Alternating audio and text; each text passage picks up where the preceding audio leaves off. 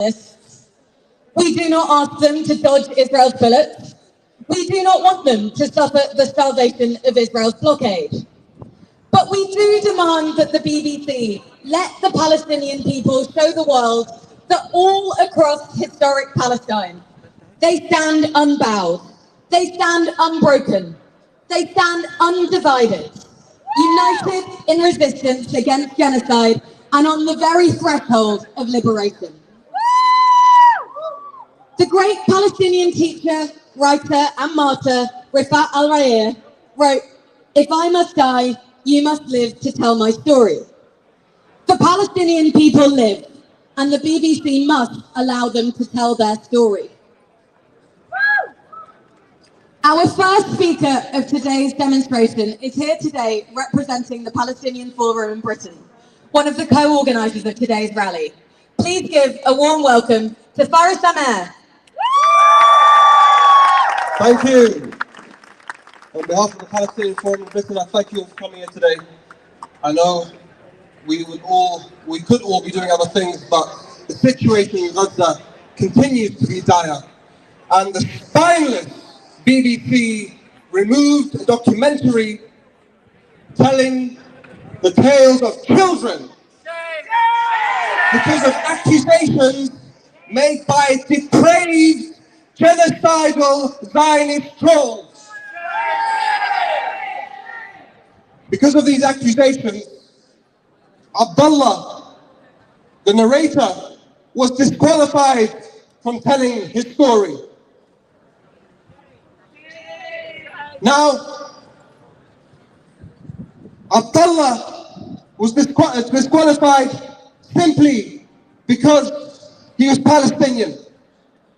But if he was an Israeli, if he was bombing hospitals, if he was bombing churches and mosques and refugee tents, not only would he not be disqualified from telling his story, the BBC would defend him on their airwaves. In fact, if Israel was to bomb and kill Abdullah tomorrow, the BBC would report it as a precision airstrike on military targets. That is the BBC that we have here today. And because of these accusations, they now need to investigate. And because of this so-called investigation, they've frozen a documentary telling the lives of doctors, what they're seeing. And we all know very well that these documentaries don't even tell the full story. They only tell aspects we've seen. They don't even tell a fraction of what we've seen from the last 2 years. But the BBC has made it abundantly clear. Their aim is not to inform. Their aim is to control. That's what they're trying to do to us today. So we need to move away from mainstream media outlets. We need to look to other sources of information, to independent media, and we must let our voices be heard. They will not silence us. We will not tell tale. We will not be distraught. We will not be silent. We will continue to march. We will continue to raise our voices. And I hope to see all of you next week, Saturday the 17th, on the largest march since the beginning. I will make my march. I want to thank you all for coming out today. And I want you to chant after me. BBC, shame on you! BBC, shame on you! BBC, shame on you! BBC, shame on you! Thank you.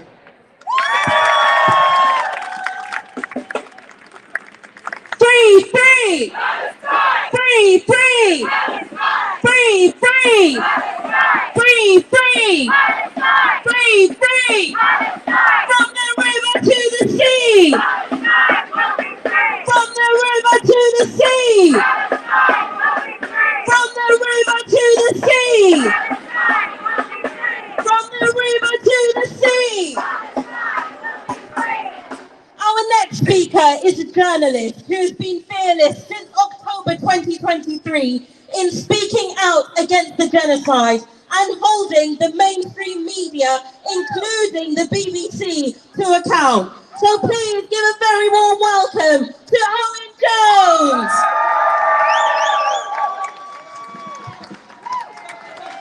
The reporting on Israel's genocide against the Palestinian people is the biggest scandal in Western journalism of our age.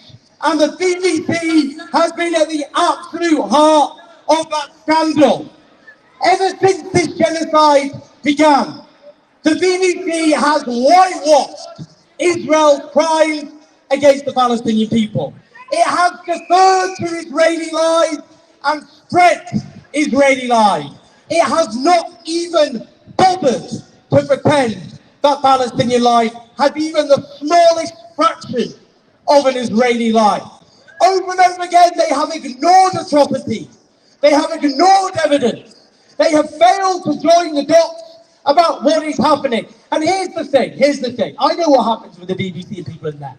They say, well, these are just political activists. They just want us to regurgitate their particular cause. No, we want the BBC to do their job.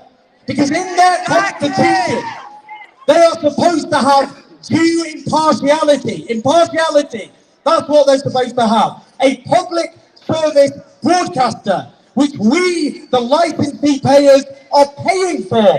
And they have failed every basic tenet of journalism in this genocide.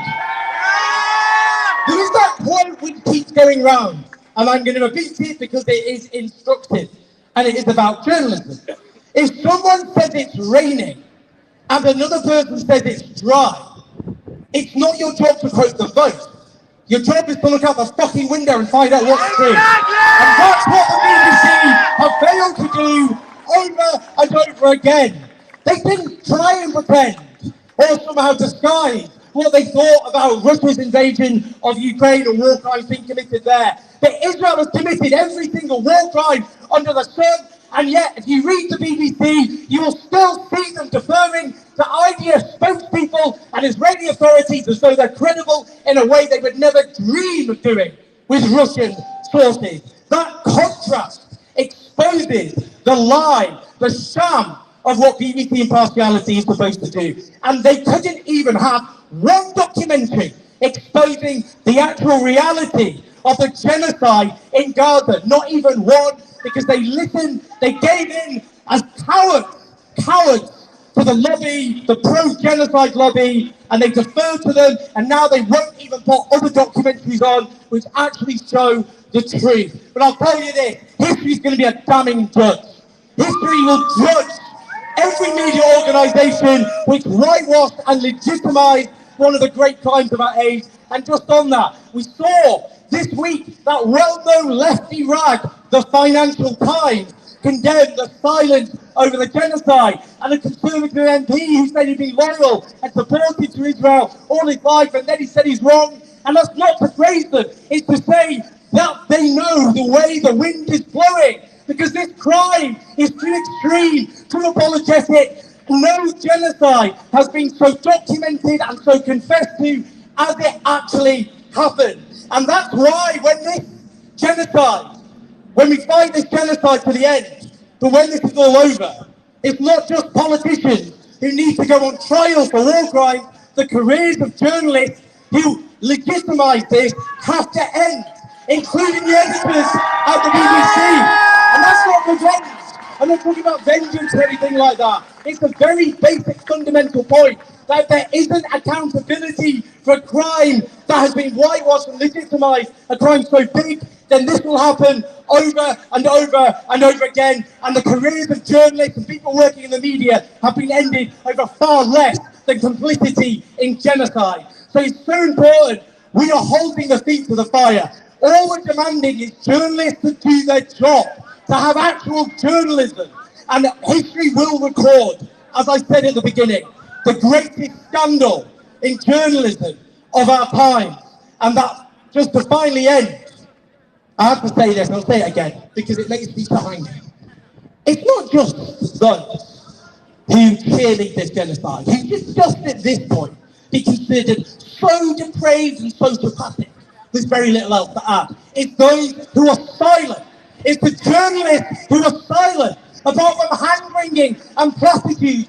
Those journalists who won't speak out after 19 months of depravity and actually speak out about what's happening and report what's happening, they are complicit as well, because every abomination in history was made possible by the silent. So we keep marching, we keep fighting, and we keep demanding that an actual media accountable to us like the BBC, a public service broadcaster, do your fucking job and report the genocide properly. Free Palestine! Free, free! Free, free! In our thousands, in our millions! In our thousands, in our millions! In our thousands, in our millions! And across the world, in our millions, in our billions! Our next speaker is a surgeon based in London and a leader within Health Workers for Palestine. Please give a very warm welcome to Dr. Alina Shari.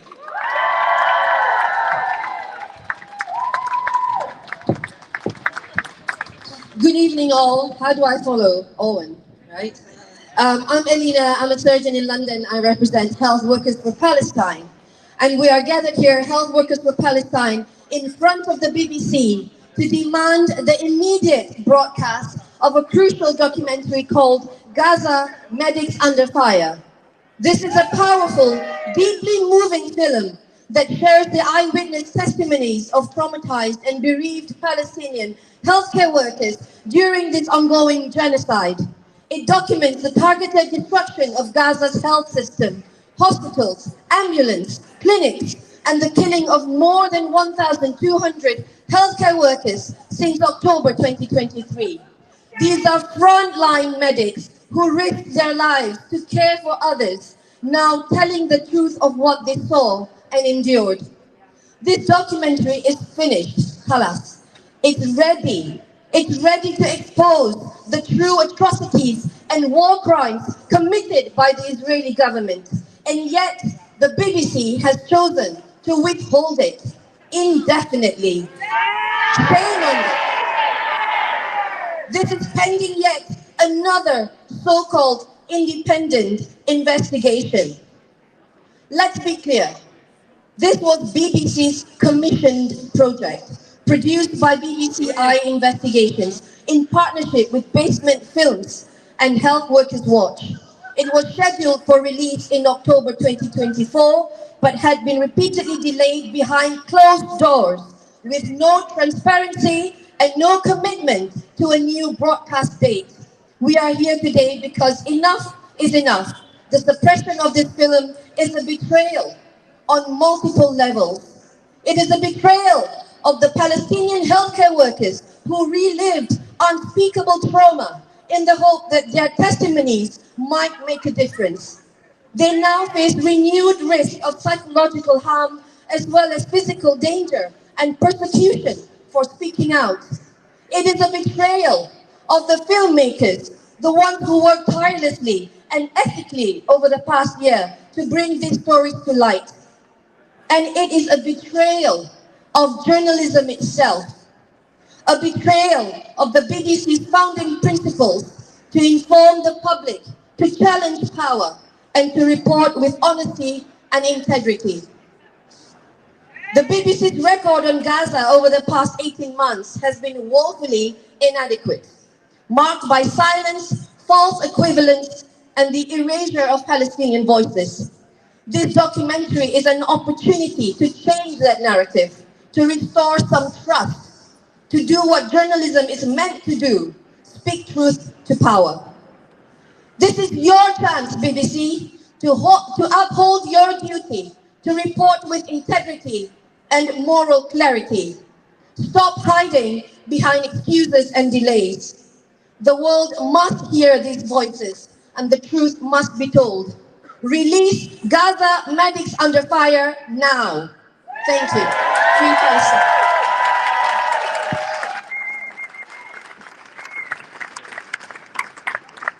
BBC, you can't hide. BBC, you can't hide. We caught you with genocide.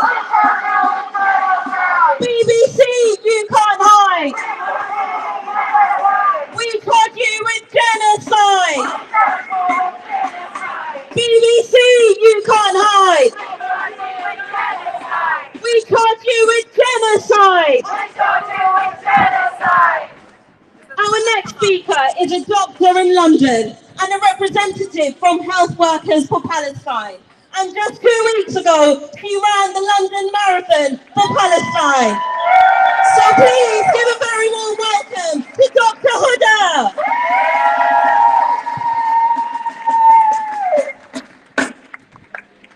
Fellow humanitarians, friends and allies, thank you for standing here today.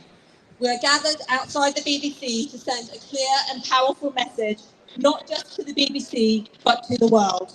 We are here because Gaza is calling for justice, for dignity and for an end to the silence.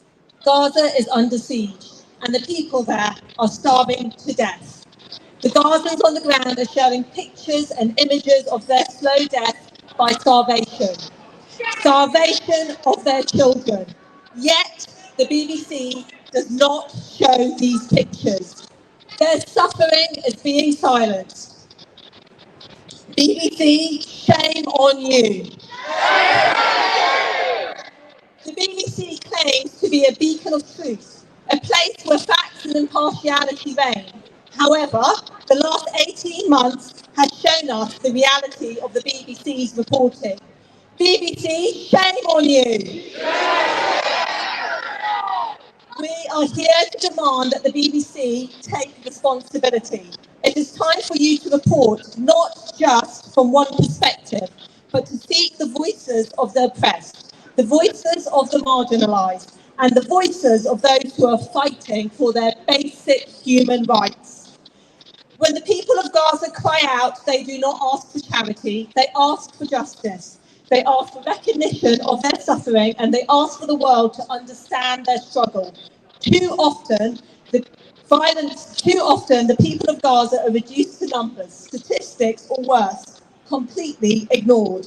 When images of violence come from Gaza, they are often framed as collateral damage in a conflict. The Palestinians are being systematically dehumanised. BBC, shame on you. Why have you not spoken about your journalist colleagues who have been brutally murdered by Israel? All 176 of them, rest in peace. Why have you not commemorated their lives, not mentioned the names of every single one of them murdered? Shame on you, BBC. Your recent headline states, Israeli army fired more than 100 shots in Gaza medics killing, audio suggests. Why did your headline not read Israeli army murdered 15 paramedics by 100 shots and buried them with their ambulance? Your biased reporting shows no mercy. BBC, shame on you. We demand that Gaza's voices be heard, unfiltered, uncensored and unashamed. We demand that the atrocities taking place be reported with the same level of urgency and gravity as any other humanitarian crisis. We are here to remind you that journalism is not about neutrality. It's about the courage to speak the truth. It's about standing up for the voiceless, about giving a platform to the oppressed. 1,200 healthcare workers have been murdered. 248 healthcare workers are hostages being detained in Israeli prisons and being tortured. 18,000 children have been killed and 6,000 children have been created as amputees in the last 18 months. Can you imagine 6,000 children amputees in the last 18 months? We call on the BBC to report honestly with integrity and with humanity. No more double standards, no more biased narratives, only truth. We stand with Gaza, we stand for justice, we stand for humanity. Free, free, Palestine! Free, free, Palestine!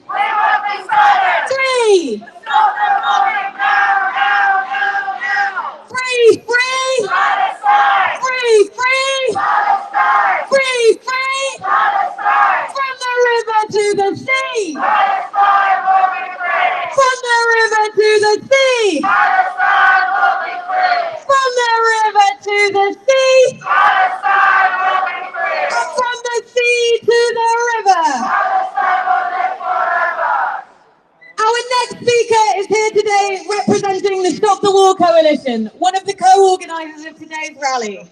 Please give a warm welcome to Alex Kenny. Thank you. Thank you all for being here tonight for this important process as part of our ongoing campaign against the genocide in Gaza. In the last few days, the Israeli government have stopped all pretense and made their intentions quite clear. They intend to starve the Palestinian people out of Gaza and to occupy that land themselves. They're in an argument with Donald Trump about whether they're going to occupy Gaza or whether he's going to be the occupier. But nonetheless, that's what they intend to do. And the BBC continues to make editorial choices about how they report that. You see, as our previous speaker said, people are being murdered, people are being starved. But the way the BBC report it, they report it in the passive sense. They say children are starving. They are at risk of malnutrition. They're not, they're being starved and they are deliberately being malnourished. The BBC report that hospitals are lacking essential equipment to do operations and to keep people safe. They're not lacking essential equipment. They're being blockaded. They are being denied that equipment by the deliberate actions of the Israeli government. And the BBC are choosing not to report it in that way. I used to be an English teacher. If you use the passive voice, you are denying agency. You're denying the agency of the perpetrator. The BBC should name the perpetrator. The Israeli government is starving, malnourishing, and killing and murdering the Palestinian people. It's not happening by accident. And the BBC continue to give our politicians an easy ride. I mean, David Lammy made a mistake and was giving a gentle rebuke on the Today programme yesterday. He lied. David Lammy has lied to us, and a report has found that he's misled Parliament. He should hang his head in shame, and the BBC should report that truthfully. And whenever we see a new report about war crimes, genocide, and into the actions of the IDF forces in Gaza, they always dutifully report that the Israeli government has denied that they're committing war crimes. Well, of course they would deny they're committing war crimes. But let us see the reports and report on those reports truthfully. But I want, amidst all this horror that we're seeing every day on our screens and hearing about, we have to have hope. And I think there is hope, because the establishment unity is crumbling at long last. The establishment support, the unified establishment support for the actions of the Israeli government is crumbling. And some of the most vocal supporters of Israel and what it's been doing are beginning to say enough is enough. 36 members of the Board of Deputies signed a letter. That's 10% of the Board of Deputies signed a letter condemning the actions of the Israeli government. The Financial Times this week, as Owen has said, had a long editorial on it in which it said the US and European governments should be ashamed of their silence in the face of what we're witnessing. And it's beginning to surface, those ruptures are beginning to surface in the parliamentary debate. The longest serving MP, a Tory, Edward Lee, said this week, in the name of God, why can we not offer hope to the Palestinian people in Gaza? Why can we not offer them self-determination and a Palestinian state? And a Tory diehard, Mark Pritchard, got up in Parliament and said he has supported Israel down the years at all costs. But he said, I've been wrong. I've been wrong and I'm ashamed of what I'm seeing. And he is one of Tory backbenchers, a number of Tory backbenchers who've written to Keir Starmer saying that they want a change in government policy. So those things are beginning to happen. The ruptures in the establishment and their support for Israel and the genocide are beginning to happen, and we must widen them and deepen them. And those ruptures are happening for two reasons. One, people can no longer ignore the horrors that are being reported to us, that we are witnessing through some of the better media outlets, the independent media outlets, and the eyewitness voices we're hearing. But the second reason it's happening is that we have built and sustained a mass movement. The strength of our mass movement is finally beginning to tell on those establishment voices, and we must make sure we keep that up. Our voice, our demonstrations, our continued campaigning has made support for Israel and its actions in Gaza morally and politically unsustainable.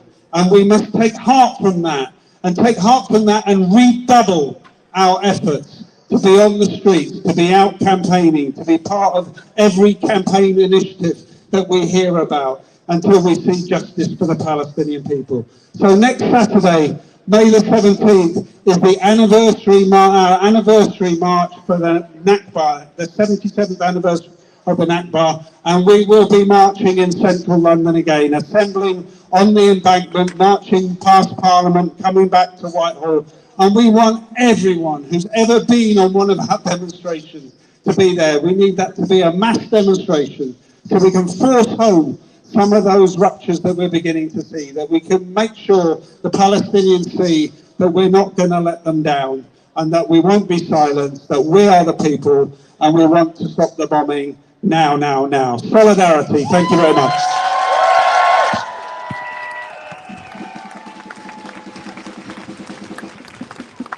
One, two, three. One, two, three. One, two, three. One, two, three. BBC, shame on you. BBC. BBC. BBC. BBC. BBC. BBC. BBC. BBC. Our next speaker is the Vice Chair of the London Freelance Branch of the National Union of Journalists. So please give a warm welcome to Tim Gopsville.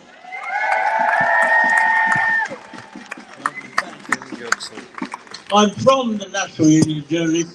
I am not representing the National Union of Journalists. I can't do that. This is extremely painful and difficult business for journalists. Believe me, journalists want to report the truth as much as you do. But if you're reporting the Middle East for the BBC, fat chance. Let me tell you that in that building, there are a lot of very brilliant journalists who can do the most wonderful journalism. But they are being censored as much as the news. They are prevented from reporting fairly, and they are prevented from free speech themselves. There will be no journalists from the BBC in this gathering here. If this rally is going on, if they happen to walk in and out of the door, they're supposed to scuttle by and stick their hands in their ears and not hear or see what is going on. But we are trade unionists. This is a pain of their jobs. People have left, people have been ill, people are off on leave. It's vile and horrible what is happening inside that building. But we are trade unionists. I hope everybody here is. And the principle you follow as a trade union is don't blame the workers, blame the bosses. And BBC editorial management is totally compromised when it comes to the Middle East. Let me give you one example.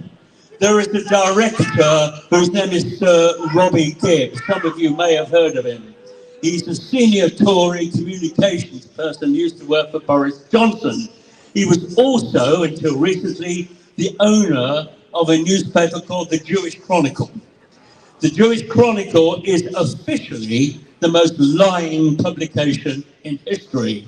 It was the paper that ran all the bogus accusations of anti-Semitism against Corbyn and his Labour Party, a campaign that has led directly to the Starmer Labour Party that we have now. Just look at them.